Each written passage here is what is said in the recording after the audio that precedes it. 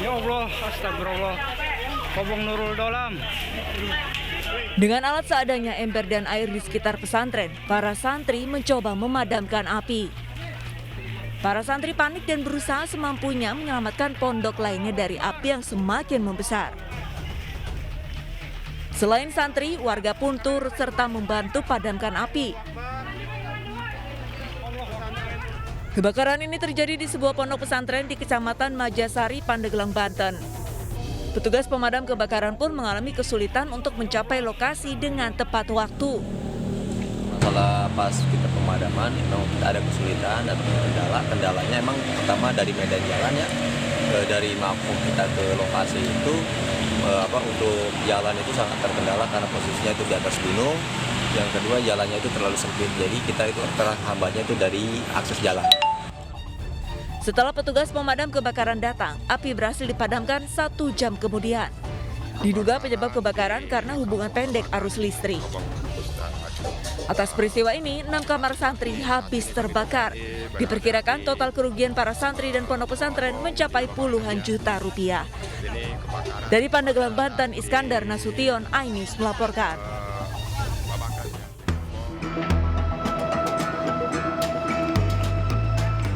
Kobaran api dan kepulan asap hitam menyelimuti 2 unit bangunan ruko di Kompleks Kota Baru, Kelurahan Titipapan, Kota Medan, Sumatera Utara. Api dengan cepat melahap seluruh isi bangunan yang dijadikan gudang tempat penyimpanan makanan dan minuman sebelum didistribusikan ke swalayan. Tidak hanya melahap bangunan, 1 unit minibus yang terparkir di samping ruko juga ikut terbakar. Petugas yang berjibaku memadamkan api sempat kesulitan karena ruko terkunci. Petugas terpaksa mendobrak pintu besi ruko. Itu tadi sibuk dia langgar pula orang lagi dari samping ajaknya. Ya, belum tahu asal apinya pakai. Apinya ya konsulet lah itu atas. Makanya kita kejut orang itu. Yang terbakar selain ruko apa aja Pak Kep? Ya barang-barang minuman makanan lah itulah. Api berhasil dipadamkan setelah 3 jam kemudian. Tidak ada korban jiwa dalam kejadian ini, namun kerugian korban ditaksir mencapai ratusan juta rupiah. Dari Medan, Sumatera Utara, Yudi Bahar, iNews melaporkan.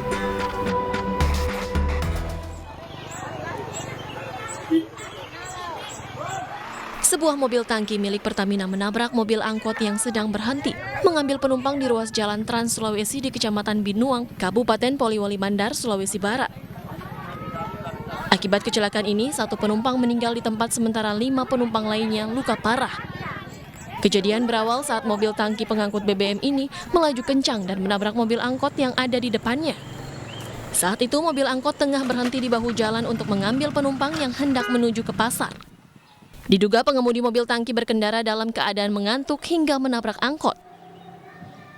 Di atas rumah maka baru ada kejadian. Ya. Jadi setelah itu saya bilang duduk kembali karena saya pikir ban mobil tangki yang meletus toh. Ya. Sekalinya ada orang nangis, baru saya turun dulu.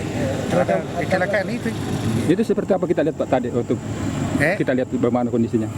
Mobil, ya seperti mobil itu kalau kempes bannya, gitu. Ya itu. Polisi dari Satuan Lalu Lintas Polres Polman yang tiba di lokasi langsung melakukan olah TKP dan memeriksa sejumlah saksi. Sopir masing-masing kendaraan yang terlibat kecelakaan kini diamankan di Polres Polman guna penyelidikan lebih lanjut.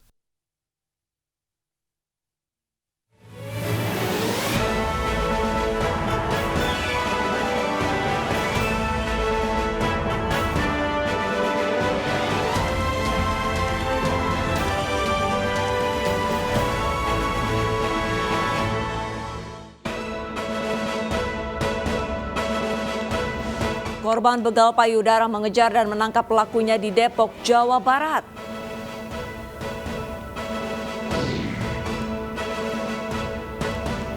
Seorang pemuda di Ngawi, Jawa Timur tega membunuh ayahnya.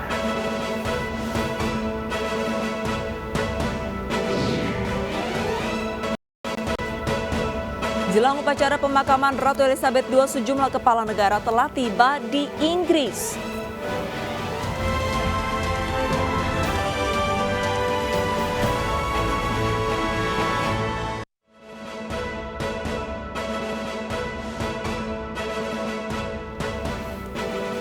Ya halo, selamat siang pemirsa. Apa kabar Anda hari ini? Senang sekali saya Pram Senjaya dan rekan saya Arli Sahadi kembali hadir memperbaharui informasi Anda dalam Indonesia khususnya di akhir pekan minggu ini ya Pram ya. Dan selain 3 informasi tadi, redaksi kami juga sudah menyiapkan beragam informasi menarik lainnya selama beberapa jam ke depan. Nah pemirsa, ini hari ini kami awal informasi pemirsa. Ini dari informasi dari tanah air pastinya pemirsa, ini diduga berkendara dalam kondisi yang mengantuk. Pengemudi mobil SUV mengalami kecelakaan tunggal di kawasan Mampang, Perapatan, Jakarta Selatan dini hari tadi. Iya, dan ini mobil diduga melaju kencang hingga menabrak trotoar dan sejumlah tiang.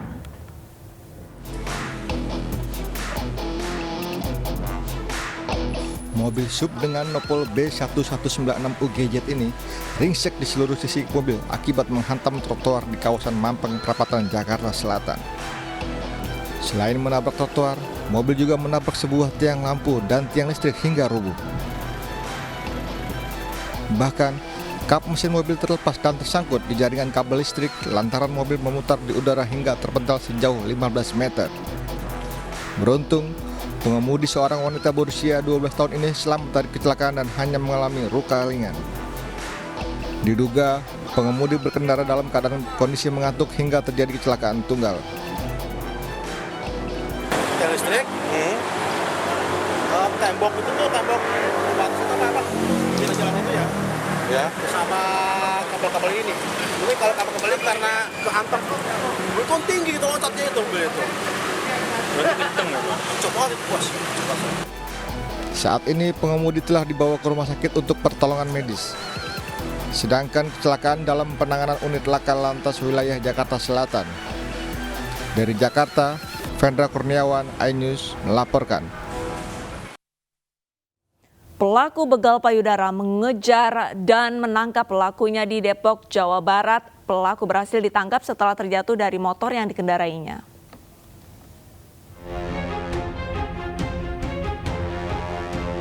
Aksi begal payudara menimpa 2 orang perempuan yang tengah berboncengan motor di kawasan Beji Timur, Depok, Jawa Barat. Pelaku memepet dan memegang dada korban yang berkendara di sampingnya. Korban akhirnya menangkap pelaku setelah sempat melarikan diri. Sementara itu, pelaku berdalih tengah mabuk saat berkendara motor dan hampir terjatuh sehingga tidak sengaja memegang dada korban. Di posisi emang mabuk pas tikungan itu, tikungan saya terlalu kencang, mau belok ke sini, di situ. Jadi saya takutnya dikirain begal payudara. Jadi udah. Tapi Mas kira takutnya disangka begal payudara tapi melakukan. Enggak. Sebenarnya enggak sengaja, Bang. Itu enggak sengaja. Kenapa enggak sengaja? Soalnya sama-sama naik motor. Iya. Kalau gue berani aku daripada gue sikat. Itu sumpah, Bang. Guna penyelidikan lebih lanjut, pelaku diamankan ke Polsek Beji Depok. Dari Depok, Jawa Barat, Iyung Rizky, iNews melaporkan. Sementara itu pemirsa, sebuah tindakan tidak terpuji dari oknum polisi viral di media sosial. Pasalnya sosok yang seharusnya menjaga dan mengayomi justru menganiaya seorang ibu karena ketahuan mencuri ikan. Seorang warga merekam aksi main hakim sendiri oleh oknum polisi di kawasan Pinerang, Sulawesi Selatan. Kejadian ini sungguh miris, pasalnya pria berbadan tegap ini tega menganiaya seorang ibu di sebuah kolong rumah di desa Waituo. Motif penganiayaan adalah korban kesal karena mendapatkan laporan bahwa hasil panen ikan di empang miliknya cukup banyak, namun korban mengaku hasil panen ikan saat itu sedang sedikit. Atas aksinya, polisi memeriksa anggotanya yang melakukan penganiayaan. Kini polisi sudah mengamankan oknum dan memeriksa korban serta sejumlah saksi.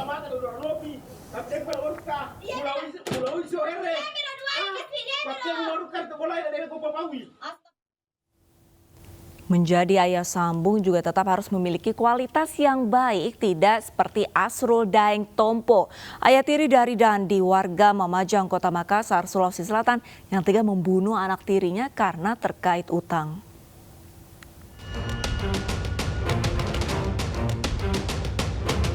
Terekam dari kamera CCTV, seorang pria yang menggunakan baju berwarna merah menyerang pemuda yang menggunakan baju berwarna gelap. Tak lain mereka adalah Asrul Daeng Tompo, usia 58 tahun, dan pemuda ini bernama Dandi yang tinggal di Jalan Kakak Tua 1, Kecamatan Mamajang, Kota Makassar, Sulawesi Selatan. Asrul merupakan ayah sambung atau ayah tiri dari Dandi.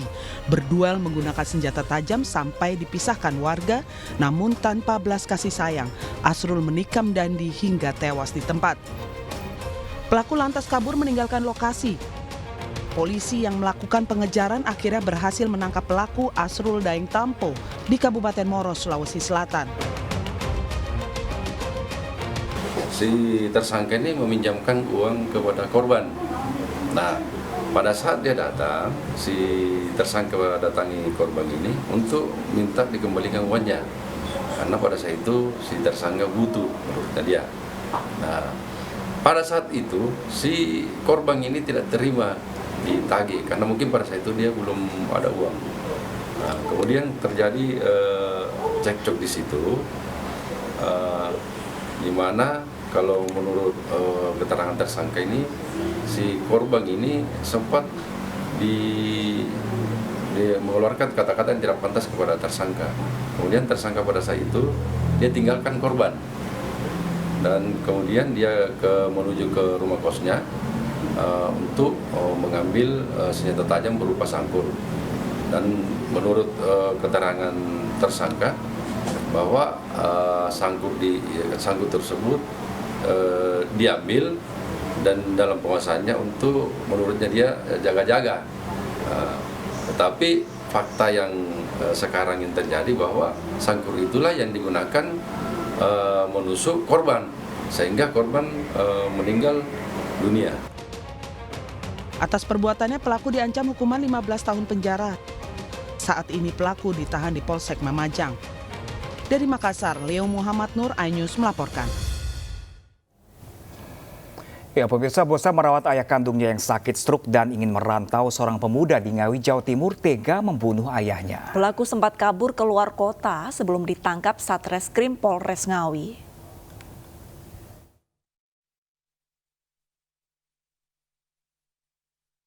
Setelah sepekan penyelidikan, Satreskrim Polres Ngawi, Jawa Timur akhirnya berhasil mengungkap kasus pembunuhan Wahid, pria 51 tahun di sebuah rumah kontrakan di Desa Dadapan, Ngawi.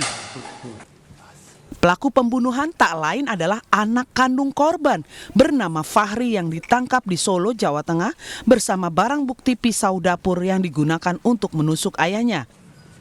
Kepada penyidik, Fahri mengaku bosan merawat ayahnya setahun terakhir dan ingin merantau mencari kerja. Pelaku gelap mata saat ayahnya menolak memberikan uang kepada pelaku untuk bekal merantau. Pelaku kemudian menusuk dada korban dengan pisau dapur hingga 3 kali, membuat korban meninggal dunia di tempat kejadian.